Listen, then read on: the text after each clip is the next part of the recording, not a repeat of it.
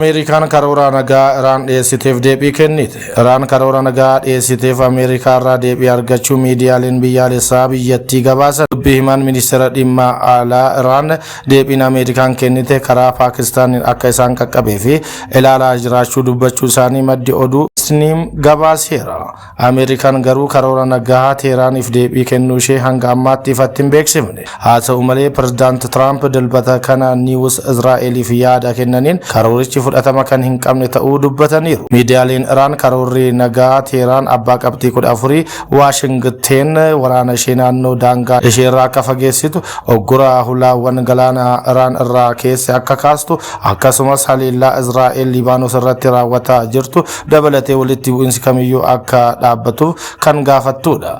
Karoorri kun biyyoota lamaan gidduutti guyyoota 30 keessatti waliigaltee irraa akka gaamu gaafata. Pirezidaantiin Ameerikaa Doonaald Tiraamp dooniiwwan waraanaa biyya isaanii dooniiwwan daldalaa biyyoota alaa walaba ta'anii fi ulaa Hormuz keessa darban eegsisuu akka jalqaban beeksisaniiru. Tarkaanfii kana gocha namoomaa jedhanii kan ibsan Tiraamp yaadni nagaa Iraan irraa dhiyaate fudhatama akka hin qabne beeksisuun wixinee waliigaltee fooyya'ee qabxii 14 qabu Teeraaniif dhiyeessaniiru. Walitti qabaa itti aanaa koomishinii nageenya biyyaalessaa Iraan Ibraahim Aziz gidduu seentummaa loltummaa Ameerikaa kamiyyuu waliigaltee dhukaasa dhaabuu naannichaa kan cabsuudha jedhaniiru.